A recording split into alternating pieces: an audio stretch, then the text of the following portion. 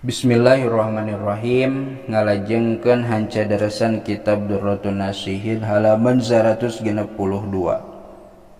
Masih nyambung kana anu sate acana nuju nyarioskeun hikayat Nabi Musa. Kantun faqala ya Musa.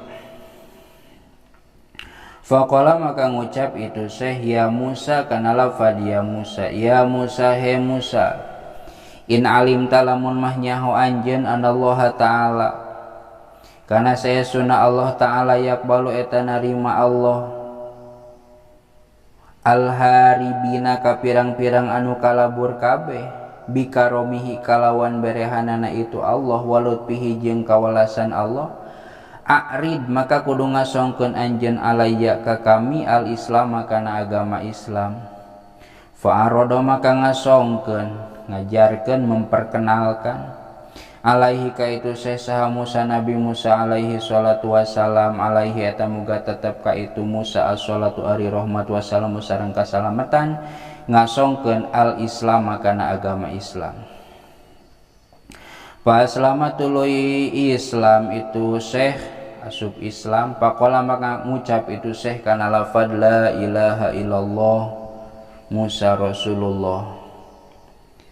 La ilaha ta'idai pangeran wajib diibadahan anu hak ditaati parentahanana sareng laranganana ilallahu kajaba saha Allah.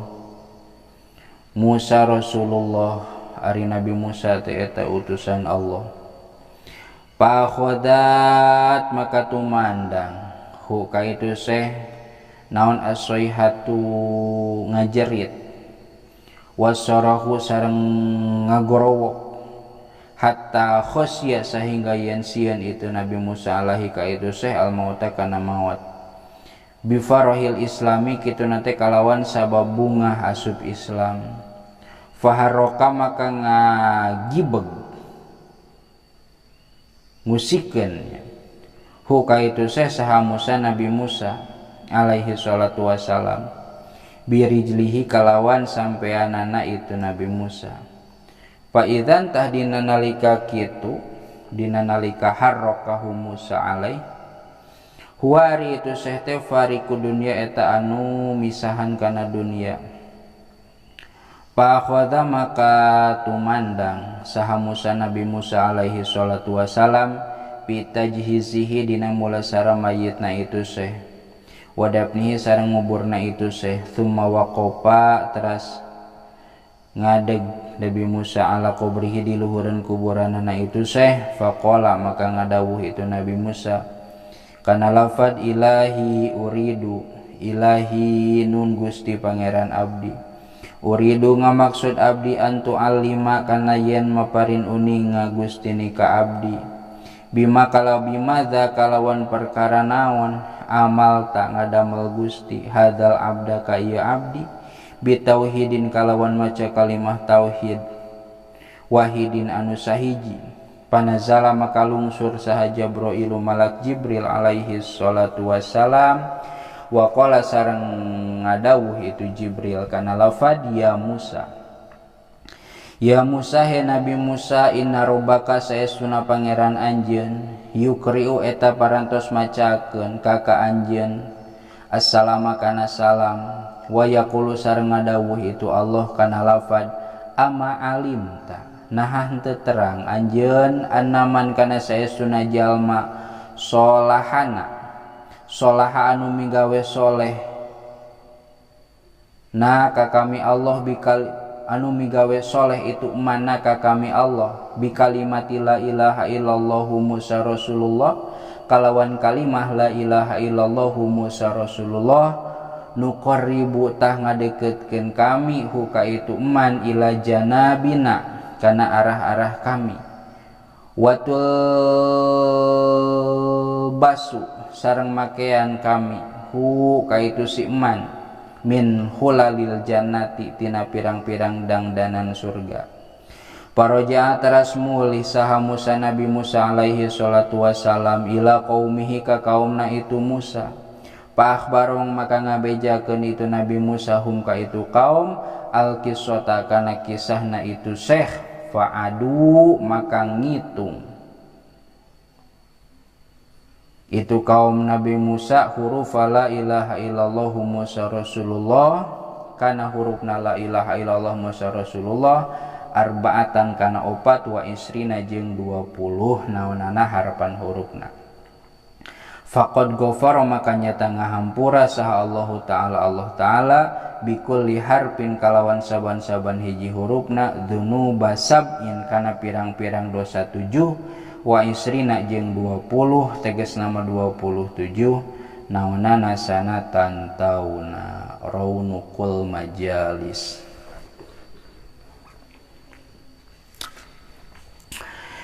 Ieu kisah Nabi Musa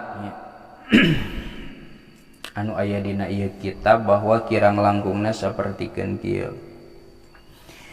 Dihikayatkeun dina hiji dinten Nabi Musa teh nuju ngalangkung di hiji jalan.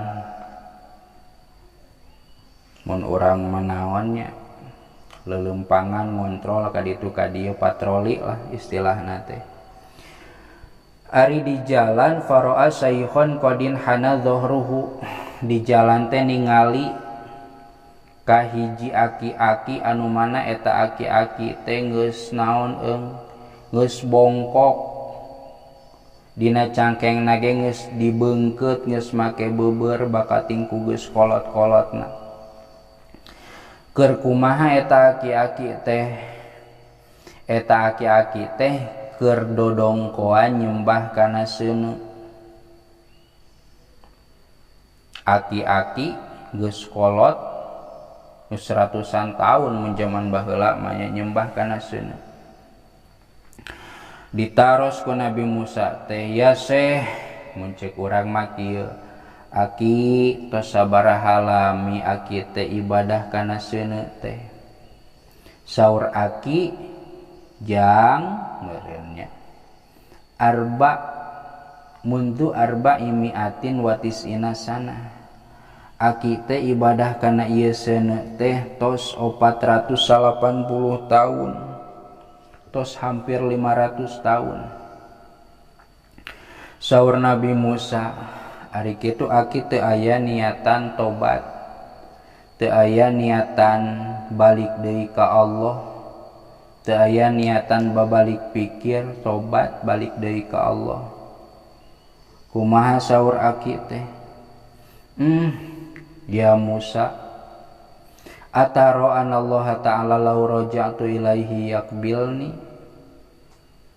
lain teu hayang balik deui ka Allah lain teu hayang jiga batur ibadah teh ka Allah ngan law raja'tu ilaihi yakbilun nah halamun kami bang balik pikir balik deui ibadah ka Allah nah Allah rek narima ka kami.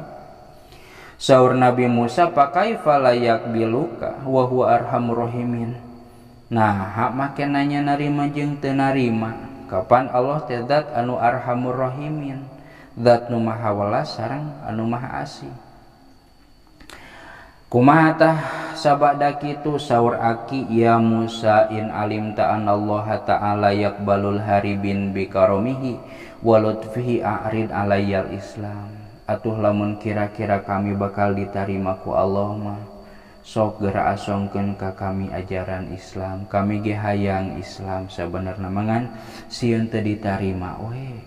Sabada kitu fa arada alaihi Musa ku Kangjeng Nabi Musa diasongkeun Islam dikenalkeun Islam nyaeta ngucapkeun la ilaha illallah Musa Rasulullah. Mun ayeuna mah la ilaha illallah Muhammadur Rasulullah. Sabada kitu aki eta teh ngucapkeun kana eta lafaz otomatis aki eta teh asup kana Islam. Ngan sabada kitu eta aki teh ngagorowo ngajerit bakating ku bunga. Urang ge lamun meunang ka bunga sok ngagorowo nepi ka ngajerit. Ngan sabada kitu tuluy cicing eta aki-aki teh. Nabi Musa reuas, aduh kunaon ya aki-aki jadi cicing kieu. Tuluy ku Kangjeng Nabi Musa eta aki teh ditoel diusikeun tapi ternyata teu usik deui. Eta aki-aki teh pupus huwa fariqud dunya. Sabada kitu mah dipulasara eta aki-aki aki-aki teh ku Nabi Musa dugi ka sadikuburna. Saterasna eta Nabi Musa teh cici ngadeg luhureun kuburanana gigireunana. Saur Nabi Musa, ilahi uridu an tu'allimani bimadza amalta hadzal abda bitauhidin wahidin. Ya Allah, hoyong abdi teh ngawurukan Gusti ka abdi hayang kunaon ieu aki-aki teh kakarge ngucapkeun naon, ngucapkeun kalimah tauhid anu sahiji ujug-ujug maot. Panazala Jabrail, saur malak Jibril, ya Musa inna rabbaka yukri'uka salam, aya salam ti Allah, amma alimta anna man sholahana bi kalimatin la ilaha illallah, jeung satuluyna nuqarribuhu ila janabina wa talbisuhu min hulalil jannah. Yeuh Musa, mun anjeun hayang apal jalma anu ngucapkeun kana la ilaha illallah Musa Rasulullah, mun aya nama Muhammad Rasulullah, maka eta jalma bakal deukeut ka Allah, ka arah-arah Allah. Allah bakal makean tina pirang-pirang dangdanan surga. Sabada kitu mamulih eta Nabi Musa teh nepangan ka kaumna teras ngabejakeun kana eta kisah, teras ku kaumna dietang eta huruf teh dugi kakeun huruf eta teh aya sabaraha huruf arba'atan wa isrina aya 24. Sabada kitu faqad ghafarallahu ta'ala bi kulli harfi dunuba sab'in wa isrina sana, tina saban-saban huruf dihampura 27 tahun. Berarti lamun 24 kali 27 nya sakitu tahun, eta teh kakara ngucapkeun sakitu huruf. Maka sing loba urang ge ucapkeun la ilaha illallah Muhammadur Rasulullah titik. Wa fil khabari yu'tabil abdi yaumal qiyamati cekapeula. Wallahu a'lam bissawab.